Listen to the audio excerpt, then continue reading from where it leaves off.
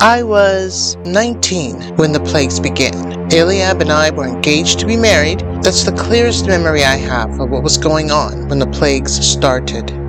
Before the plagues, on a typical day, I'd collect water from the river and water my father's herds and flocks. After work for the day was done, I spent every spare moment weaving and sewing my wedding dress. After he got off work, Eliab spent hours every night carving our bridal chest. Such a perfectionist.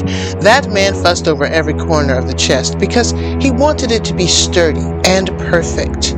These were supposed to be the good old days, filled with laughter and joy, and in some ways they were, but my people were oppressed by Pharaoh in Egypt. We lived in bondage.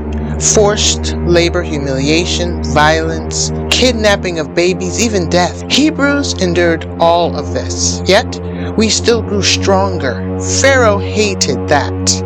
In those days, the Nile carried whispers on its waters, and the wind carried rumors through the streets of Goshen. The word was, Moses, the son of the Hebrews, the Levite, the one that was raised in Pharaoh's house, he had returned. He came back with his brother Aaron. Moses and Aaron went to see Pharaoh and spoke boldly before Pharaoh. Dare I say, they spoke to Pharaoh in a way Pharaoh was not used to. They claimed the Lord, the God of Abraham, Isaac, and Jacob, demanded our release out of Egypt and out of bondage. Most Egyptians laughed at first. They didn't take it seriously at all. Some Hebrews hoped, even dared to dream about leaving Egypt free. Pharaoh took offense and made work harder for my people. Now, instead of just making bricks for Pharaoh so he could build cities, we had to gather the brick materials and then make the bricks. It was incredibly hard work, incredibly long days, but you do what you have to do. I was still focused on me as much as I could, me, my family, and my wedding. I wasn't really paying much attention at first. I only knew something was different. I could feel something coming. Something had begun. Something that would change not just my wedding day, but everything, the world. The first plague, blood.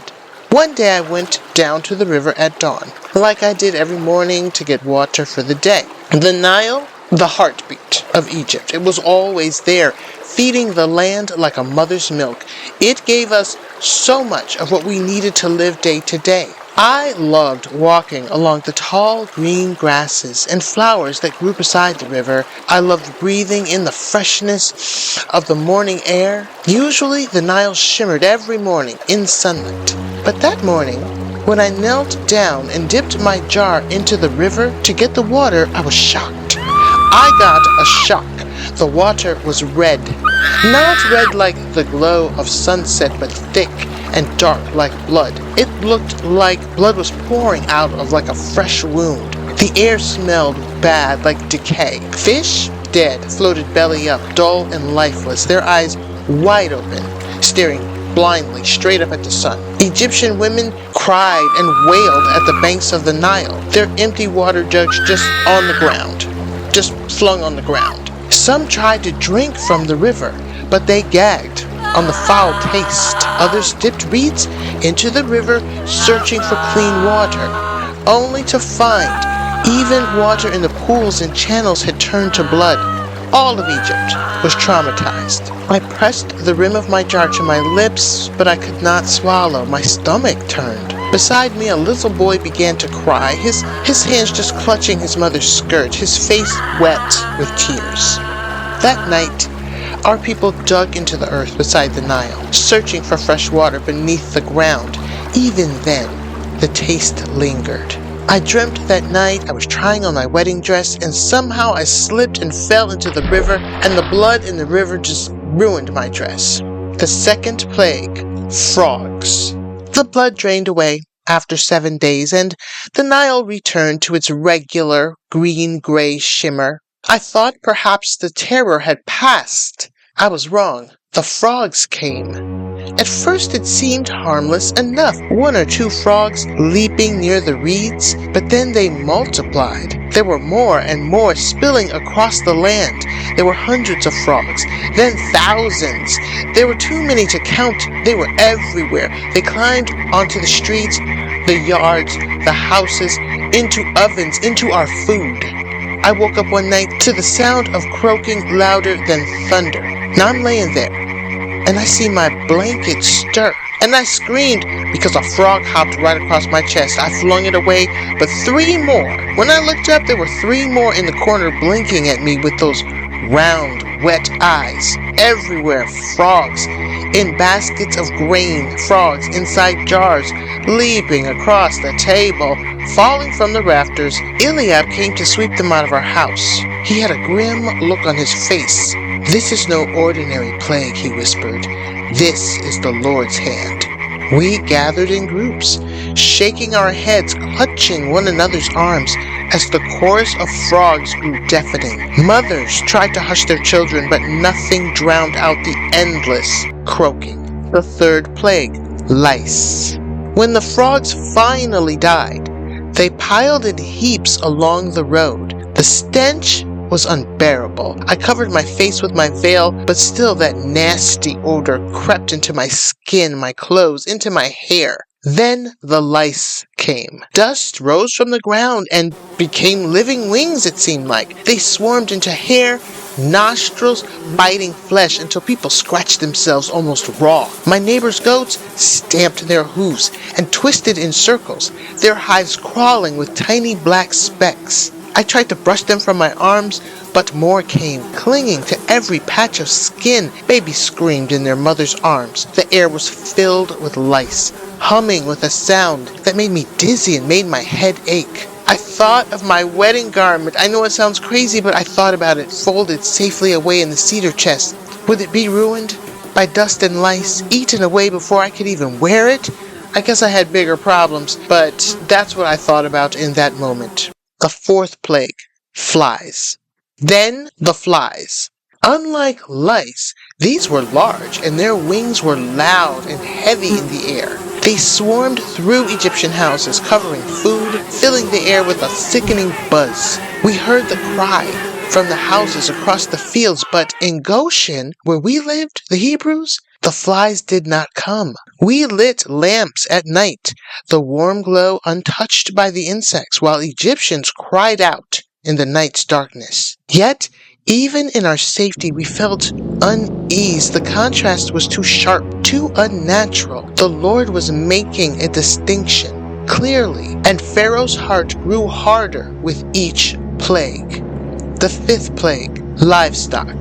The morning the livestock died, silence fell. I had grown used to the sound of Egypt's fields, the noise of the cattle, the snort of the horses, the bleat of the goats, but suddenly there was nothing. I walked with Eliab to the edge of Goshen, and we saw them, lifeless bodies scattered across the fields, stiff in the sun. Some Egyptian herdsmen knelt beside them, pounding the ground with their fists. Others cried over their fallen livestock. Our sheep grazed quietly nearby, unharmed. Yet I shivered. Even the wind seemed to pause, carrying with it only the sharp smell of death.